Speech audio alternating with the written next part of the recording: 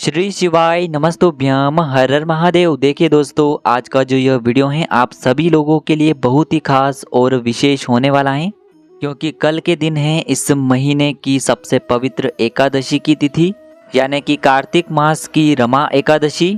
और इस दिन आपको मात्र तुलसी जी की डंडी से और पत्ते से एक ऐसा अचूक उपाय करना है जो आपके जीवन में यदि कोई भी मनोकामना अधूरी है तो उसे परिपूर्ण करेगा। जीवन में कभी भी मान सम्मान की कमी नहीं होगी, पैसों से जुड़ी समस्या उत्पन्न नहीं होगी।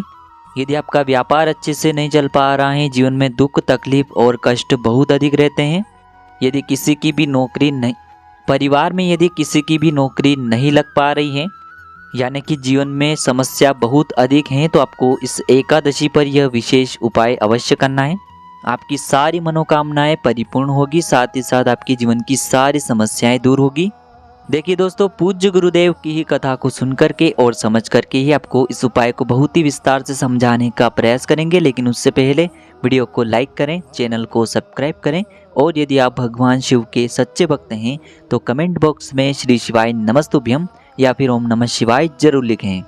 देखिए, हिंदू पंचांग के अनुसार इस बार की जो एकादशी है वह 8 नवंबर को भी होने वाली है और 9 नवंबर को भी होने वाली है, क्योंकि इस बार की जो एकादशी है 8 नवंबर को सुबह 8:23 से प्रारंभ होगी और 9 नवंबर को सुबह 10:42 पर इसका समापन होगा। तो आज के ये उपाय आप दोनों ही दिन कर सकते हैं। देखिए, आज के इस पूरे वीडियो में हम 4 महा उपायों के बारे में जानेंगे जो कि आपकी अलग अलग मनोकामना की पूर्ति के लिए होंगे। चलिए दोस्तों, सबसे पहले हम जान लेते हैं पहले महा उपाय के बारे में। देखिए दोस्तों, यदि आपके मान सम्मान में कमी आ रही है या फिर यदि आपके शरीर में किसी भी प्रकार का रोग है, कोई भी बीमारी है, तब भी आपको यह उपाय जरूर करना चाहिए। आपके शरीर के जितने भी रोग होंगे वह सभी इस उपाय से समाप्त होंगे। देखिए दोस्तों, इस उपाय के लिए आपको तुलसी जी की जो सूखी डंडी होती हैं उसे आपको लेना है। अब देखिए दोस्तों, आपको यह जो तुलसी जी की डंडी है इसे तोड़ना नहीं है। तुलसी जी के पौधे के नीचे जो सूखी डंडियाँ गिरी हुई रहती हैं उन्हें आप ले सकते हैं। आप केवल एक डंडी, छोटी सी डंडी तुलसी जी की ले सकते हैं, आपको तोड़ना नहीं है। तुलसी जी के पौधे के नीचे अगर डंडी पड़ी हुई है तो उसे आप ले सकते हैं।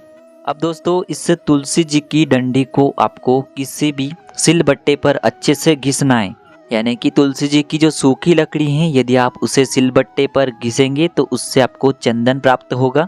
और तुलसी जी की डंडी को घिसकर जो चंदन प्राप्त होता है उसे ही हम हरी चंदन कहते हैं। तो इस प्रकार से थोड़ा सा चंदन आपको निकाल लेना है उस तुलसी जी की लकड़ी से, और इस हरी चंदन को लेकर के इसकी 2 से 4 बूंदे आपको अपने नहाने वाले जल में डाल लेनी है। देखिए, जब भी आप इस चंदन को अपने नहाने वाले जल में डालेंगे तो आपको हरिहर महादेव का मन में स्मरण करते रहना है, और इस एकादशी के दिन आपको इसी जल से स्नान करना है हरिहर महादेव का स्मरण करते हुए। देखिए, यह उपाय विशेषकर एकादशी के दिन ही किया जाता है, और जो भी व्यक्ति इस जल से स्नान कर लेता है उसके मान सम्मान में बढ़ोतरी होती है और उसके शरीर में जितने भी रोग होते हैं वह सभी समाप्त होते हैं। देखिए दोस्तों, गुरुजी ने बताया है कि यदि आप तुलसी जी की लकड़ी को घिसकर चंदन प्राप्त नहीं कर सकते हैं तो फिर इस उपाय को आप दूसरे प्रकार से भी कर सकते हैं। देखिए, आपको क्या करना है, तुलसी जी की जो सूखी डंडी आपने ली है उसे आपको लेना है, और आपके जो नहाने वाला जल है केवल आपको उस तुलसी जी की डंडी को अपने नहाने वाले जल में घुमा देना है। यह जल के अंदर जब भी आप घुमाएंगे तो घड़ी की दिशा में ही आपको ये तुलसी जी की डंडी घुमाना है, और 21 बार आपको इस डंडी को घुमाना है। तो आप इस आसान तरीके से भी ये उपाय कर सकते हैं। अब दोस्तों, हम जान लेते हैं दूसरे विशेष उपाय के बारे में। देखिए, यह उपाय विशेषकर उन लोगों को करना है जिनके जीवन में धन की समस्या बहुत अधिक रहती है। अगर आपको लगता है कि आपके घर में माता लक्ष्मी जी का वास नहीं है तो इस वाले उपाय को आपको इस विशेष एकादशी पर अवश्य करना चाहिए। देखिए, इस उपाय के लिए भी आपको एक तुलसी जी की डंडी लेना है, यानी कि आपको तुलसी जी की सूखी डंडी लेना है। देखिए, इस उपाय के लिए भी आपको तुलसी जी की जो डंडी है उसे तोड़ना नहीं है। तुलसी जी के पौधे के नीचे जो डंडियाँ पड़ी हुई हैं उन्हें आप इस्तेमाल कर सकते हैं। तुलसी जी की डंडी नहीं मिल पाती हैं तो मंदिर में भी आप जो तुलसी जी होती हैं उनके नीचे जो डंडियाँ होती हैं उन्हें भी ले सकते हैं। तो मात्र आपको एक तुलसी जी की सूखी डंडी लेनी है और शाम के समय, प्रदोष काल के समय आपको इस उपाय को करना है। देखिए दोस्तों, इस उपाय के लिए आपको एक दीपक लेना है और इस दीपक के अंदर आपको रुई की जो बाती हैं उसका प्रयोग नहीं करना है। देखिए, आपने जो तुलसी जी की सूखी डंडी ली है उसे ही आपको इस दीपक के अंदर बाती के रूप में प्रयोग करना है। किस प्रकार से करना है चलिए जानते हैं।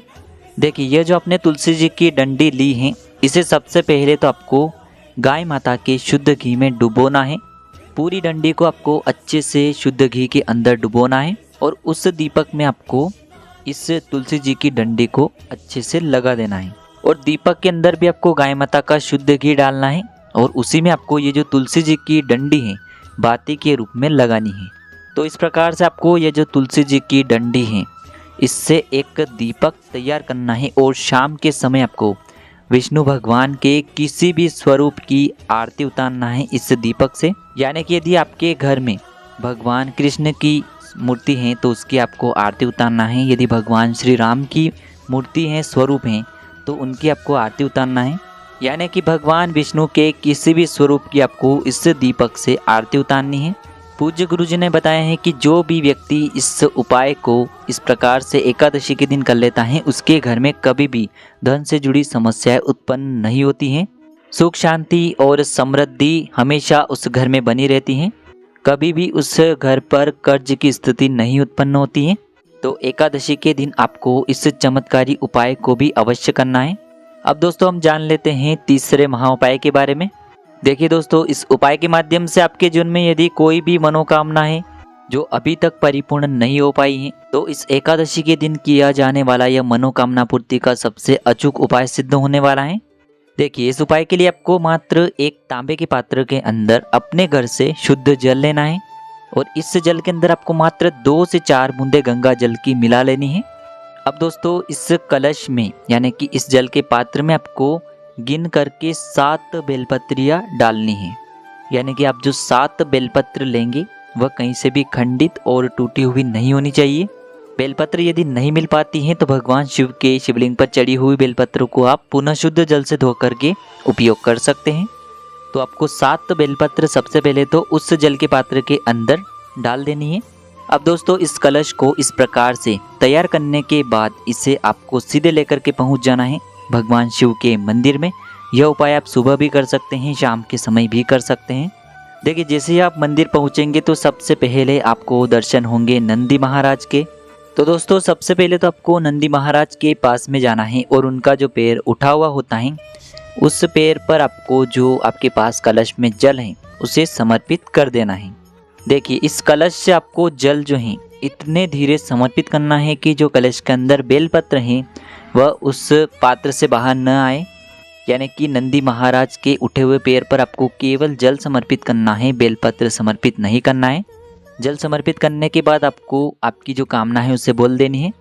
अब आपके पास जो उस पात्र के अंदर 7 बेलपत्रियां बची हुई हैं उन्हें आपको अपनी कामना कहते हुए और अपना नाम और अपनी गोत्र को बोलते हुए भगवान शिव के शिवलिंग पर एक एक करके समर्पित करते जाना है। प्रत्येक बेलपत्र का चिकना वाला भाग शिवलिंग से स्पर्श होगा। इसकी डंडी जलाधारी की ओर रहेगी। इस प्रकार से आपको 7 बेलपत्र शिवलिंग पर एक एक करके समर्पित कर देनी है। तो आपको एक एक बेलपत्र समर्पित करती जानी है। आपको प्रत्येक बेलपत्र को समर्पित करते समय आपकी मनोकामना को बोलना है महादेव से। गुरुजी ने बताया है कि महादेव की कृपा से आपकी जो मनोकामना है वह 3 महीने के अंदर ही परिपूर्ण होगी। अब दोस्तों हम जान लेते हैं चौथे और अंतिम उपाय के बारे में।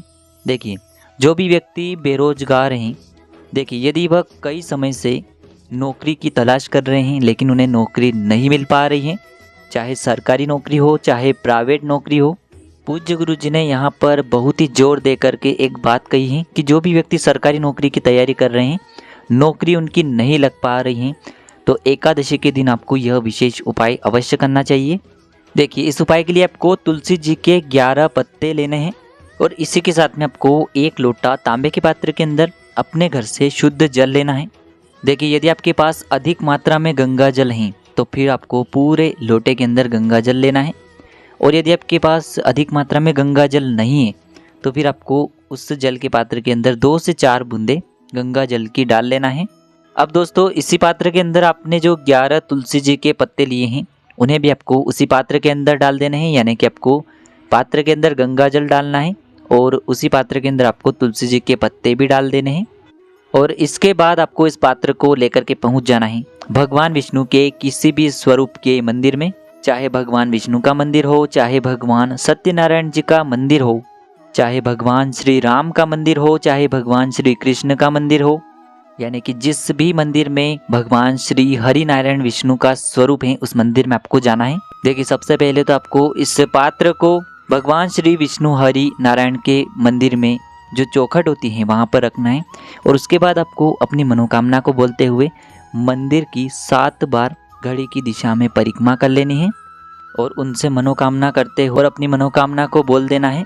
और उस लोटे को आपको मंदिर की चौखट के वहाँ से उठाना है और इस लोटे के जल को आपको किसी भी वृक्ष की जड़ के वहाँ पर समर्पित कर देना है।